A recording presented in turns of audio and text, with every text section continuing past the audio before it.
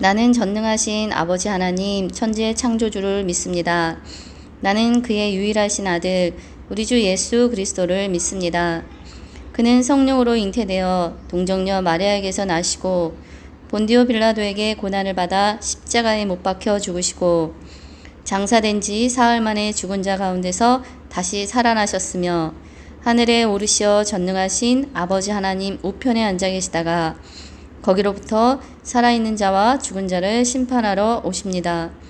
나는 성령을 믿으며 거룩한 공교회와 성도의 교제와 죄를 용서받는 것과 몸의 부활과 영생을 믿습니다. 아멘. 안녕하세요. 우리 구월레나 마동구 친구들 건강하게 잘 지내고 있죠? 지난주에는 전사님이 세례 요한에 이어서 예수님의 탄생 이야기까지 들려줬어요. 이번 주에는 예수님의 어린 시절 그리고 예수님이 사역 시작하기 전에 세례 요한에게 세례받는 이야기 전해드리도록 하겠습니다. 우리 아기 예수님이 태어나셨어요. 어디서? 유대마을 베들레헴 마구간에서 태어나셨습니다. 그런데 그 예수님이 오실 때에 많은 사람들이 알아봤어요. 누가 있었죠? 동방박사, 또 목자들이 있었죠. 그 사람들만 있었던 것이 아니에요. 오늘 말씀에 보면은 두 사람이 나옵니다. 시므온이라는 제사장이 나오고 안나라는 여인이 나옵니다. 정말 그 시대가 어둡고 참 암울했지만 많은 사람들이 경건하게 메시아를 기다렸다는 것을 알 수가 있습니다. 이제 우리 아기 예수님이 태어나셨죠? 아기 예수님이 태어나셨어요. 유대의 전통에는 이렇게 아기가 태어나면 30일, 60일 이렇게 지나면은 정결 예식이라는 걸 해야 돼요. 그래서 우리 마리아와 요셉도 마찬가지로 유대인이었잖아요. 그렇죠? 그 전통에 의해서 예루살렘으로 이 아기 예수님을 데리고 갑니다. 그곳에 누가 계셨냐면 시므온이라는 제사장이 있었어요. 시므온 제사장은 어떤 사람이었냐면 경건한 사람이었다 그래요. 오늘 말씀에 보면 시므온이라 하는 사람이 있으니 이 사람은 의롭고 경건하여 이스라엘의 위로를 기다리는 자라 성령이 그 위에 계시니라 그랬어요. 성령이 그 위에 계셨다라는 거예요. 성령님이 함께 했다라는 거예요. 하나님의 계시가 머물렀다라는 거예요. 누가복음 2장 26절에 그가 주의 그리스도를 보기 전에는 죽지 아니하리라 하는 성령의 지시를 받았다라는 거예요. 그러니까 시므온은 그리스도를 눈으로 보지 않으면 죽을 수가 없는 거예요. 무슨 말일까? 시므온이 살아있는 때에 그리스도를 보내주신다라는 하나님의 계시, 성령님의 계시가 있었다는 거죠. 그러니까 시므온은 늘 그 어린 아기들이 정결 예식을 하러 올 때에 얼마나 그 메시아를 기다렸겠어요. 설레는 마음으로 그 아기를 볼 때마다. 그런데 마리아가 품에 안고 아기 예수를 데리고 들어옵니다. 시므온이 그 아기 예수를 딱 봤어요. 그런데 그 아기 예수가 하나님이 계시하신 그 아기라는 것, 메시아라는 것을 단박에 알아봤다는 거예요. 왜? 시므온은 경건한 사람이었고 또 성령이 충만한 사람이었기 때문에. 그래서 이 시므온이 아기를 안고 이렇게 고백합니다. 주여, 이제는 말씀하신 대로 종을 평안히 놓아주시는도다 라고 해요.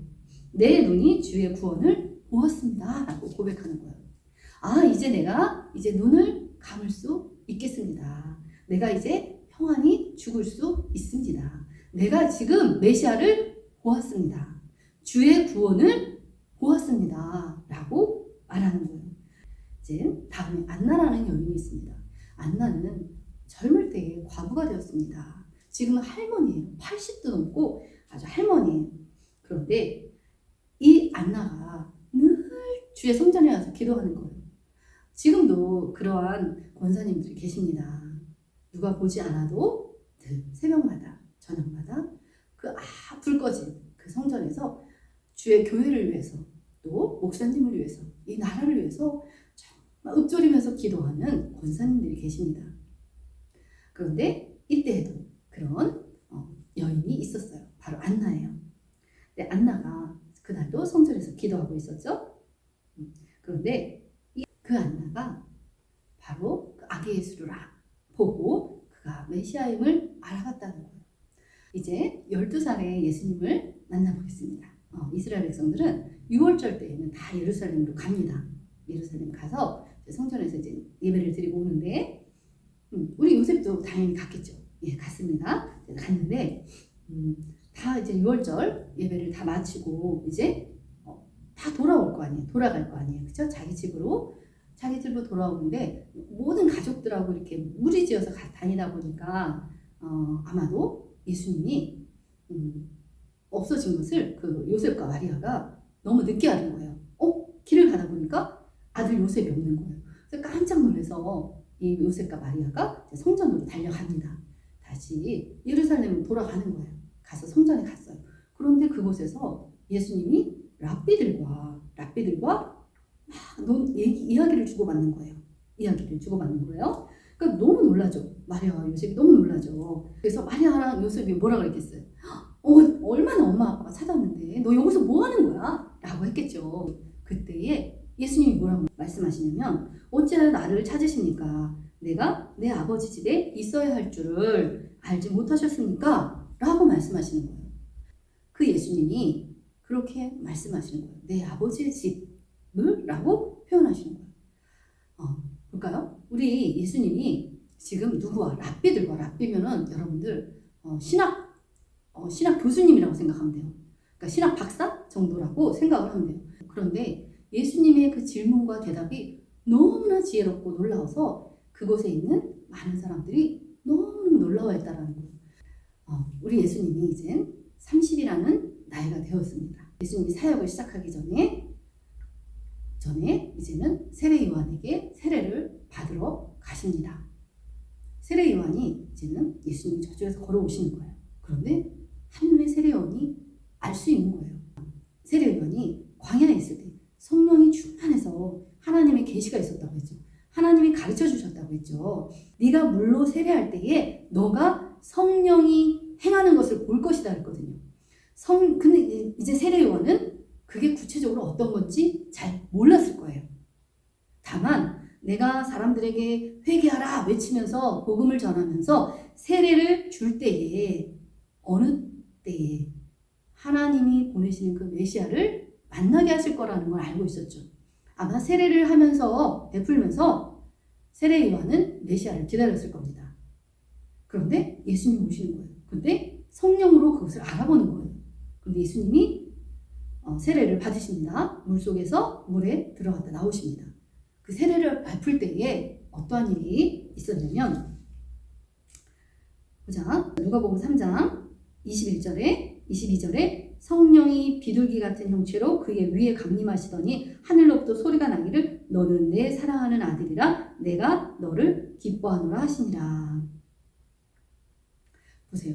예수님이 이제 세례를 받으시고 기도하실 때에 하늘에서 성령의 비둘기 같은 그런 형체가 있었다는 거예요. 그리고 그 하늘로부터 소리가 있었다는 거예요. 어떤 소리? 너는 내 사랑하는 아들이요 내가 기뻐하는 자다라는 거예요. 여러분 내가 내 사랑하는 아들이라는 거예요. 여러분 유대 전통에서는 30이라는 나이가 굉장히 중요합니다. 왜? 내 아들, 내 상속자다라고 어떤 쾅쾅 이렇게 도장 찍는 그런 나이예요. 여러분들 다 부모님이 자녀죠. 다 자녀죠. 자녀가 있죠. 그 중에서 나의 참된 상속자, 넌 진짜 내 아들이야. 이렇게 할 수 있는 그 나이가 30이에요. 지금 하나님은 우리가 모르는 언어로 우리가 못 알아듣는 형태로 말씀하지 않으세요. 내가 알아들을 수 있는 언어로 내가 알아들 수 있는 어떤 것으로 가르쳐 주세요. 바로 유대 전통에서 알 수 있는 건 뭐예요? 30이라는 나이. 상속자로서 택함받는 나이가 30이란 말이에요. 그렇기 때문에 하나님은 그들이 알아들을 수 있는 언어로 말씀하시는 거예요. 이는 내 사랑하는 아들이다. 내 상속자다. 라고 선언하시는 거예요. 그러니까 세례 요한이 아는 거죠. 그 성령님이 비둘기같이 예수님 위에 머무는 그것을 보고 그리고 그 소리 내 사랑하는 아들이다. 내 기뻐하는 자다. 이 자가 바로 나의 상속자다. 내 아들이다. 라고 하나님이 선언하시는 것을 세례 요한이 들은 거예요. 그때 아는 거예요. 이분이 메시아구나. 우리가 기다렸던 메시아가 이분이라는 것을 세례 요한은 아는 거예요. 오늘 말씀을 통해서 우리가 알아야 될 것 있어요. 우리 예수님을 지금도 모르는 사람이 너무 많습니다. 여러분, 예수님을 나의 구주로 알고 예수님이 나의 메시아이심을 고백한다는 게 쉬운 것 같죠? 그렇지 않습니다. 눈이 멀고 귀가 막힌 사람들, 마음이 닫힌 사람들은 예수님을 보지 못합니다. 우리는 다 성령의 사람이 되어야 돼요. 어떤 사람이 성령의 사람이 될까요? 하나님의 말씀에 늘 귀 기울이는 사람들이에요. 늘 하나님 앞에 기도하는 사람들이에요. 또 하늘에 소망을 두고 사는 사람들이에요. 그 마음이 정결한 사람들이에요. 마음이 정직한 사람들이에요. 경건한 사람들이에요. 죄로 가득한 그 삶 속에서 성령님이 머물지 않으시죠. 성령님이 임하시지 않으시죠. 우리의 삶이 정결하고 정직하고 하나님과 늘 교통하는 그러한 사람이어야 됩니다. 우리 예수님은 정말 그 지혜와 지식이 참 더 놀라웠대요. 예수님은 하나님이시잖아요. 이 세상의 원리를 누구보다 잘 아시죠. 인간, 사람을 아시고 세상의 모든 우주만물을 아시는 그 예수님. 그 예수님과 여러분들이 손을 잡고 같이 갔으면 좋겠어요.